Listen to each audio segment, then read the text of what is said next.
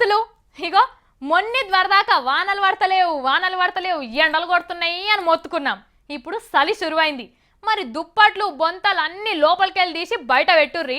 ఇక టైం అయింది కదా, మనం వార్తలు శురు చేద్దాం. ఇప్పుడు మీరు హెడ్లైన్స్ చూడుర్రి. చల్లారిన కరెంటి మంటలు, తప్పు తెలుసుకున్న ఆనదేవుడు.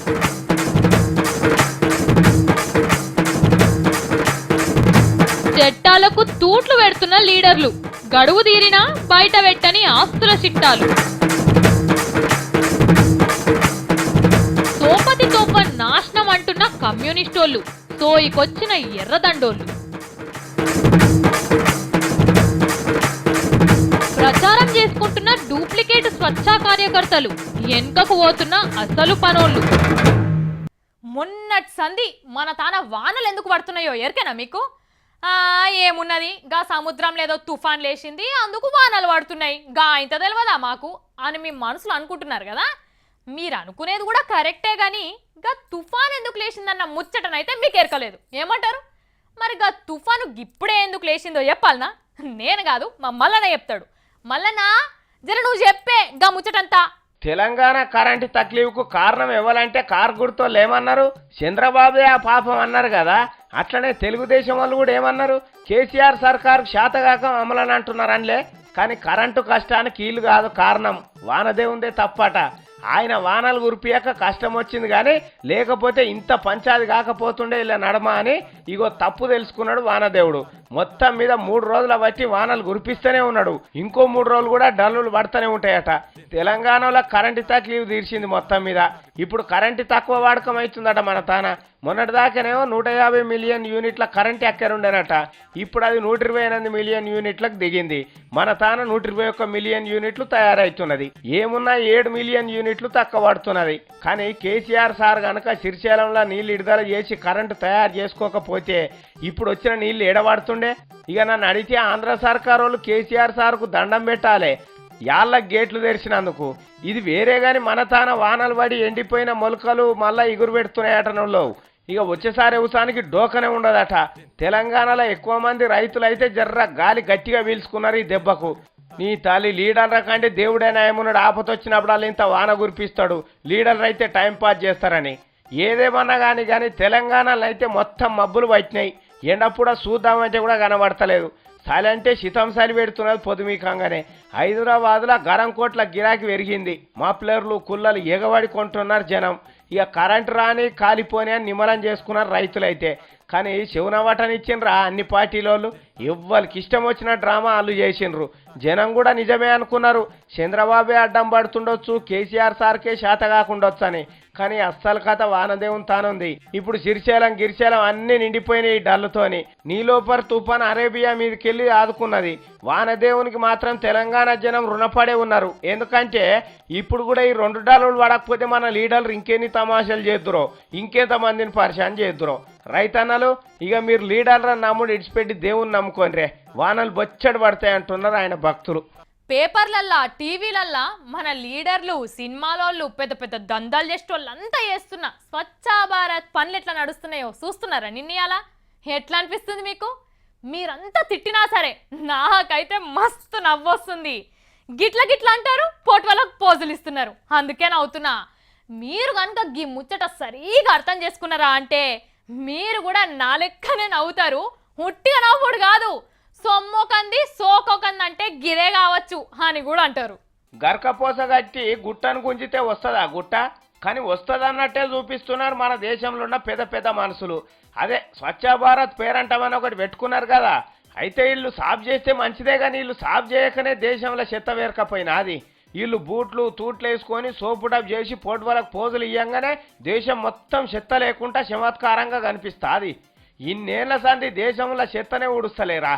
సరే ఏసీల బతికేటోళ్ళు వచ్చి ఒక్క దినం చీపురు గట్ట బట్టి ఊడ్చిండ్రు, ఒడిచిపోయింది. వీళ్ళే రియల్ హీరోలు అంటే డబ్బలు కొట్టేటోళ్ళు కూడా కొడుతున్నారు. కానీ జీవితాంతం చెత్తెత్తి పోస్టోళ్ళ గురించి ఏమన్నా ఆలోచన చేసినామా? అద్దుమ రాత్రి లేచి రోడ్ల మీదకి వచ్చి తెల్లారే వర్కాల రోడ్లన్నీ తెల్లగా ఊడ్చి పోయే అమ్మలక్కల కష్టం వినడానికి గుర్తుపట్టినామా? హైదరాబాద్లో ఎంత చెత్త ఉంటుంది? పొద్దుందాకా జనం రోడ్ల మీద శాతనైన కాడికి చెత్తేసి ఘనకార్యం చేసినట్టు వెళ్ళిపోతుంటారు. మరి ఆ చెత్త అంతా ఎత్తిపోసేది ఎవరు? మన పారిశుద్ధ్య కార్మికులు కాదా? ఒకరోజు స్వచ్ఛ భారత్ కార్యక్రమం చేసిపోతేనే వావ్ శబాష్ అనిపించుకొని హీరోలు అయిపోతుంటే ఏండ్ల సంధి హైదరాబాద్ అందాలను కాపాడుతున్న అమ్మలక్కలను ఎంత పెద్దోళ్ళ లెక్క చూడాలి. అందుకే ఈ లీడర్లు యాక్టర్లు చేసే స్వచ్ఛ భారత్ కాదు, హైదరాబాద్ను కంటికి రెప్ప లెక్క కన్నబిడ్డ లెక్క కాపాడుతున్న పారిశుద్ధ్య కార్మికుల కష్టాలు ఎట్లుంటాయి. వాళ్ళు హైదరాబాద్ రోడ్లు సాఫ్ చేసేందుకు ఎన్ని గంటలు రాత్రి లేచి వస్తారు, ఎంతమంది పని చేస్తున్నారు, హైదరాబాద్లో చిమ్మున చీకట్ల ఏమవుతుంది, వాళ్ళకొచ్చే ఆపతేంది సంపతేంది అనేది మొత్తం మీకు చూపేయాలనుకుంటున్నారట V6 వాళ్ళు. అసలైన స్వచ్ఛ భారత్ నిర్మాతలను మీకు పరిచయం చేయబోతున్నారట. చూద్దాం మరి మనం కూడా ఎట్లుంటుందో. స్వచ్ఛ భారత్ అంటే రోడ్లు ఊడవటమేనా? పొర్కలతో ఒక్కరోజు ఊడిస్తే సరిపోతుందా? హైదరాబాద్ రోడ్లు ఊడుస్తుంది ఎవరు? అసలు భాగ్యనగరాన్ని బాగు చేస్తున్న వారెవరు?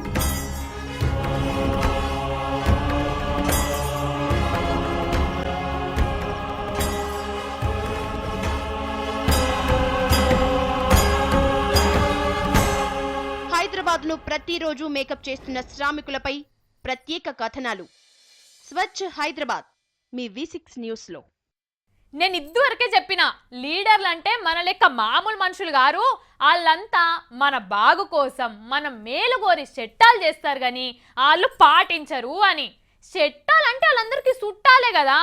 కాబట్టి మీరంతా ఇద్వర్ సంధి యథా రాజా తదా ప్రజ అన్న మాటలు మర్చిపోర్రి. అట్లా కాదని లీడర్లు చేసినట్టే మేము కూడా చేస్తాం అంటిరా అంటే వెనకసిరి మీ ఇష్టమిగా. అయినా నాకు తెలియక అడుగుతా, లీడర్లు అనేటోళ్ళు ఎప్పుడన్నా మాట మీద ఉంటారా? ఇగో ఇప్పుడు కూడా గదే అనుకోవాలి. మరి ఇంతగా నేను చెప్తున్నా ఏ లీడర్ల ముచ్చట అని అడగరేందోలా మీరు కూడా. సరే నేనే చూపిస్తేగా. బంగారం బాయిలేసి పెండతట నెత్తికెత్తుకున్నట్టే ఉన్నది మన ఎంపీల వ్యవహారం చూస్తుంటే. ఎంపీగా గెలిచిందంటే చాలు 90 రోజులల్లా వాళ్ళ ఆస్తులు ఎన్ని ఉన్నాయి, ఏడేడు ఉన్నాయి, జేబుల పైకం ఎంత ఉంది, బ్యాంకుల బ్యాలెన్స్ ఎంత, ఇంటామె పేరు మీద ఉన్న బంగారం ఎంత, అంతా లెక్క చెప్పాలి పార్లమెంటుకు. కానీ మన ఎంపీలు గెలిచి ఏం తక్కువ 5 నెలలు దగ్గరకు వస్తున్నది. ఇప్పటిదాకా 400 మంది ఎంపీలు సప్పుడే చేస్తలేరట. వీళ్ళు చేసిన చట్టమే అది. మళ్ళా తప్పకుండా అందరు ఆస్తులు చూపించాలని మళ్ళా వీళ్ళే దాన్ని వాటిస్తలేరా? చట్టాలను తయారు చేసే ఎంపీలే చట్టాలను గౌరవించకపోతే ఇంకా జనానికి ఏమని ముఖం చూపిస్తారు వీళ్ళు చెప్పుండ్రి. అందులో బుడ్డోళ్ళు కూడా ఇవ్వలేరు. మళ్ళా పార్టీల తీరుగా చూసుకుంటే 209 మంది బీజేపీ ఎంపీలు, 31 మంది కాంగ్రెస్ ఎంపీలు ఈ చట్టాన్ని గౌరవిస్తలేరట. తతిమా పార్టీ వాళ్ళు కూడా చాలా మందే ఉన్నారట. కానీ మన రాష్ట్రం, మన పక్క రాష్ట్రం ఆంధ్రప్రదేశ్ ఎంపీల గురించి కూడా చెప్పుకోవాలి ఒకసారి.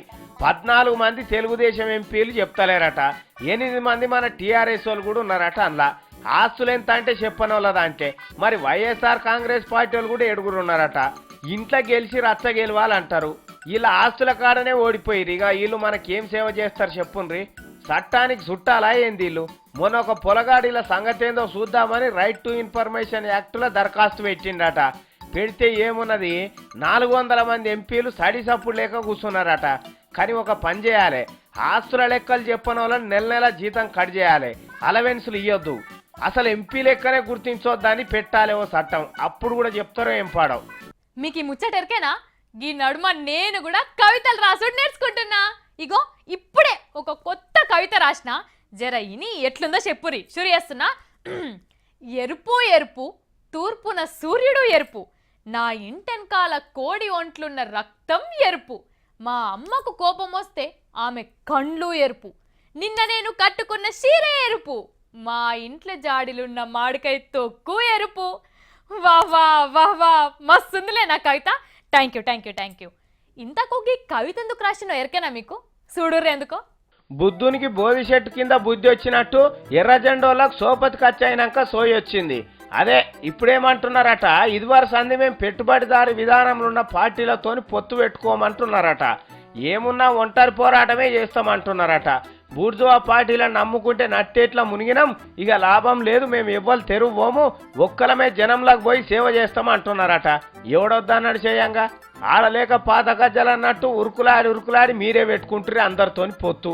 పదన్నతాన ఒక్క సీట్ అన్న రాదా అని పాకులాడితిరి. ముందుగాల కాంగ్రెస్ తోని సోపతి పట్టి రాజశేఖర్ రెడ్డిని కూర్చెక్కించేదాకా చెమటలు దూడ్చుకోకపోతిరి. తర్వాత చంద్రాల సంఘంలో చేరి వాళ్ళకింత ఊపిరి పోస్తిరి. మందికి సర్దిగట్టుడు తప్పితే మీకేమైనా ఎకరకొచ్చిందా ఈ పొత్తు? ఇదివరకు ఎట్లుండే మీరు, ఇప్పుడు ఎట్లున్నారు? ఎర్రజెండా వెళ్ళిందంటే సర్కారుకు సల్ల చెమటలు పడుతుండే, జనానికి కూడా వచ్చిండ్రురా అసలైన పోరాట యోధులని మంగళారతి పట్టే బుద్ధి అవుతుండే. ఇప్పుడు ఎట్లున్నది? కమ్యూనిస్టు పార్టీ ఏ వాళ్ళకు అంతేతి ఏడ ఎచ్చగుంటే ఆడ మలుసుకొని పంటరు, అట్లా అలవాటు చేసుకున్నారు అంటున్నారు. అన్ని పార్టీల లెక్కనే వీళ్ళు కూడా తయారైనరని తిట్టుకున్నారు. ఈ ముచ్చట ఇరక చేసుకున్నట్టు ఇప్పుడు మళ్ళా మొండి కొడవన్లకు దారిపట్టేందుకు తయారవుతున్నారట. మంచిగానే అనుకున్నారు కానీ సక్సెస్ అవుతారా సడిగిలా పడతారా అనేది డౌట్ ఉన్నది. ఒంటరి పోరాటం చేసేందుకు ఇప్పటికిప్పుడు ఓట్లు లేవు. ఉన్నదల్లా ఉద్యమాల కాలమే. కరెంటు మీదనో ఇంకేదన్నా ప్రజా సమస్యల మీదనో పోరాటం చేసి పొడగొట్టుకున్న ఉల్వశైలనే ఎంకులాడుకుంటే బెటర్. అట్లా కాదు బూర్జువా పార్టీలకు దూరంగానే ఉన్నాం కదా అని సకలముకులా పెట్టుకొని కూర్చుంటే 2014 ఫలితాలే 2019లో కూడా చూడవలసి వస్తుందో ఏమో అనుకుంటున్నారు కామ్రేడ్లు. బట్టలు దుక్కిన పోళ్ళు బట్టలు కొనేటప్పుడు ఎసుంటి ఆఫర్లు పెడతారల్లా. ఒకటి కొంటే ఇంకోటి ఫ్రీ, 1000 రూపాయలు కొంటే ఇంకో 1000 ఉచితం, లేదంటే 500కే 5 పట్టు చీరలు. అది కాకపోతే 5000 బట్టలు కొంటే కుక్కర్ ఫ్రీ, గ్రైండర్ ఫ్రీ అని ఇట్లా ఏవేవో ఆఫర్లు పెడుతుంటారు కదా. గిట్లనే మొన్న దీపావళి పండగకు వరంగల్ జిల్లా మహబూబాద్లో ఏదో కిక్కెక్కి ఆఫర్ పెట్టినరట. మా వాళ్ళు చూపిస్తున్నారు, మీరు చూడురి. ఆఫర్ల పిచ్చి మెడకాయ మీద ఉన్న తలకాయను దాటిపోతే ఎట్లుంటది అనేదే ఇగో ఈ వార్త. వరంగల్ జిల్లా మహబూబాద్ కాడ ఇగో ఈడ చేతులు కట్టుకొని నిలుస్తున్న ఆసామి బట్టల షాపులో పెట్టిన దీపావళి పండుగ ఆఫర్ చూస్తే అమ్మారే కొడుక అనుకున్నడైతే గ్యారంటీ. ఒరి నాకు తెలిస్తే నేను కూడా 3-4 జతలు కొనుక్కుందును రాని తాగేటోళ్ళు అయితే 4 జప్పరిచ్చుడు షురువు చేస్తారు. ఒక్కసారి ఇగో ఈ పేపర్ చదువుర్రి.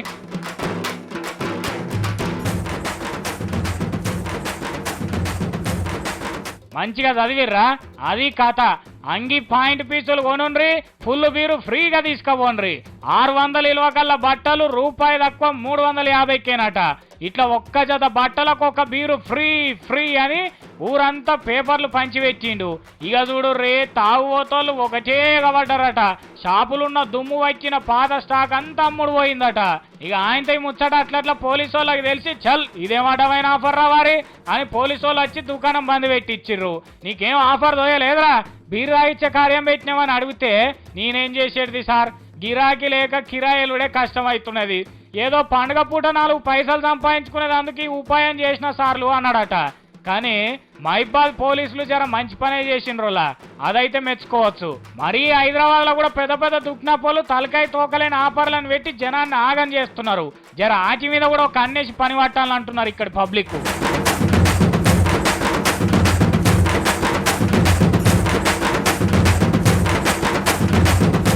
మామూలుగానైతే కళలు 64 ఉంటాయి అంటారు. మా మల్లన్న మాత్రం 65వ కళ కూడా కనిపెట్టిండట. మరి ఏం కళనో దునియాలో లేని కళ, మనం కూడా చూద్దాం నడురే. ఈ నెలలో మల్లారాయుడు మల్లారాయుడా ఏంది మా మల్లన్న గొంతులెక్కిన పడుతుంది? ఓష్ని మా ముసలోడే కదా. ఓ మల్లన్న, ఏం చిన్న పెద్ద తేడా లేదా? మంచిగానే ఉంది కానీ వ్యవహారం ఏమో కొత్తేశం కట్టినో ఏంది మల్లన్న? మల్లన్న కాదు మల్లారాయుడు. ఆడేవాడు నేనే నేనే నేనే. ఓష్ని ఇదేం పోయేం కాలం రో, ముసలోనికి ఏమో అడ్డగోలుగా లొలి పెడుతున్నాడు. అసలు ఏం చేస్తున్నావు మల్లన్న? సారీ మల్లారాయుడు గారు. తీర్పు ఎవరికి తీర్పు? అన్యాయాన్ని తులనాడి న్యాయాన్ని రక్షించి వంశం పేరు దశ దిశలకు జాటుడే. ఇగో ఇవన్నీ ఏషాలు బంద్ చేసి జర్రా షేపు లైన్లకు వచ్చి అసలు ముచ్చట మాట్లాడు. నువ్వు చెప్పు ఏందో. ఈ బిల్డప్ దేనికోసము, ఆ కుర్చీ ఎవరి కోసము? ఏం లేదు లచ్చవా, మొన్న కేసీఆర్ సార్ ఏమన్నాడు? నాకేమరక ఆయనేమన్నది? ఈయనొక్క పారి పెట్టుకుందాం దా. నా కాగితాలు నేను తీసుకున్నా, నీ కాగితాలు తీసుకుంటా. ఎవరు బొమ్మగాడు చర్చలకు వస్తా అన్నాడు. దానికి చంద్రాల సార్ ఏమన్నాడు? అది కూడా ఎక్కడ కావాలంటే మాట్లాడదాం. ఇది ఒకటే కాదు, మొత్తం డెవలప్మెంట్ గురించి అంతా మాట్లాడదాం. ఇద్దరు తయారే ఉన్నారు. మరి వీళ్ళిద్దరు చర్చించుకుంటా అంటే వేదిక కావాలి కదా. కావాలి. ఇలా దాంట్లో న్యాయం ఎవరిది అన్యాయం ఎవరిది అనేది ఎవరు చెప్పాలి? ఎవరన్నా పెద్ద మనిషి చెప్తాడు. అగో గా పెద్ద మనిషి నేనే. వామ్మో ఏమో అనుకున్నా, నీ తాన లలిత కళలు చాలానే ఉన్నాయి కదా. నా కళల సంగతి ఇడిచిపెట్టు గాని మన కంకి కోడవల నారాయణ సార్ కనిపించిండా నీకు? కనిపిస్తే మన చెప్పాలనా? ఆయన కూడా వస్తానట చర్చలకు, వచ్చేటప్పుడు జర జ్వరపంతో తెచ్చుకోమను. అదేనికి వేసుకొని కూర్చునే తందుకు. అగో నువ్వేమో కుర్చీలో కూర్చుంటావు, నారాయణ సార్ నువ్వు కింద కూర్చోమంటావా? ఆయన సాక్షి ఆయన పెద్ద మనిషినా. కనిపిస్తూనే ఉన్నది నీ పెద్ద మనిషితనం గాని. తెచ్చుకున్నావా బ్యాండేజ్ కూడా? నీకే మెరక పిల్ల, ఇగోంది కిట్టే తెచ్చిన. నాకెందుకు తెలియదు? ఇద్దరు ముఖ్యమంత్రులు నిన్ను దమ్మడ గుద్దుతారు కదా, అందుకే గిమ్ మెడికల్ కిట్ తెచ్చుకున్నావు.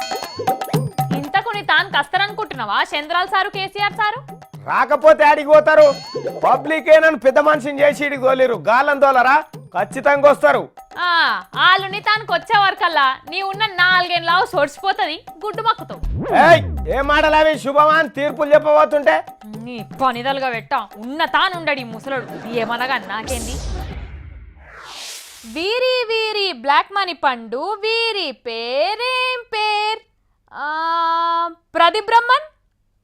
అరే కరెక్టే, మళ్ళొకపారి. వీరి వీరి కలదన్ పండు, వీరి పేరేం పేర్? పంకజ్ చిమన్ లాల్. ఇప్పుడు కూడా కరెక్టే. ఇప్పుడు ఇక లాస్ట్ వీరి వీరి నల్లదనం పండు, వీరి పేరేం పేర్? రాధా టీంలో 3 కరెక్ట్ చెప్పినా నేను. ఇంతకు అస్సలు ముచ్చటేందో ఎరికేనా మీకు? గదే నల్లదనం ముచ్చట. బార్డర్లు దాటి సుప్రీం కోర్టు దాకా వచ్చిందట. ఇగో కొండందవి ఎల్కన్ పట్టినట్టే చేసిండ్రు కేంద్రంలో ఉన్న పూగుర్తు సర్కారోళ్ళు. నల్ల కుబేర్ల పేర్లు బయట పెడతాము, స్విస్ బ్యాంకులకు పోయిన పైకం అంతా రప్పిస్తామని మొదట్లో కోతలు కోసిండ్రు కదా అప్పట్లో. 6 నెలలు కావస్తుంటే ఇవాళ 3 పేర్లే బయట పెట్టిండ్రు. ఇక పట్టుండ్రి సారు, నల్ల పైకం అంతా బయటికి పట్టుకపోయిన వాళ్ళ దాంట్లో గీళ్లు కూడా ఉన్నారని సుప్రీంకోర్టు వాళ్ళకు 3 పేర్లు రాసి పంపిండ్రట. గమ్మతేందంటే గా 3 ఇట్లా ఒక్కరు కూడా లీడర్లు లేరు, అంతా వ్యాపారాలు చేసుకునేటోళ్లే. ఒకరు డాబర్ కంపెనీల పని చేసిన పెద్ద ఆఫీసర్ ప్రదీప్ బర్మను, ఇంకొకరు పంకజ్ చిమన్ లాల్ అని రాజ్కోట్ల పెద్ద కంపెనీలు ఉన్న మోతేవారట. ఇక 3వ గనుల ఓనరు రాధా టీంలోనట. ఎక్కడి 800 మంది, ఎక్కడి 3 అంటే చూడబోతే మోడీ సాబుకు ఈ 3 అల్కగా దొరికినట్టున్నారు. మరి మిగిలిన ముచ్చటేంది అంటే అందరి పేర్లు బయట పెట్టుడు కుదరదు అని చెప్తున్నారట పూగుర్తు పార్టోలు. మరి గింతేనా అంటే ఎట్లకైనా చేసి లాస్ట్ వరకల్లా 136 మంది పేర్లు బయట పెడతామంటున్నారట. మరి ఈ 3 ఓనుగా కతిమ బక్రాలు ఎవరో ఇప్పటికైతే ఏ ముచ్చట తెలియదు. గా పేర్లు కూడా ఎంబడెంబడే బయట పెడతారో లేకుంటే కూడికలు తీసివేతలు చేసుకుంటా కూర్చొని లాస్ట్ కు ఎంత శేషాన్ని మిగిలిస్తారు, అందులో ఎంతమంది లీడర్లు ఉంటారు, ఏ పార్టీ వాళ్ళు ఉంటారు అనే ముచ్చట్నైతే తెలియదు. మరి ఇయాల్టి ముచ్చట్లు మళ్ళీ వచ్చేటప్పుడు కొత్త ముచ్చట్లతో వస్తా. గప్పటిదాకా చూస్తూనే ఉండుర్రి V6.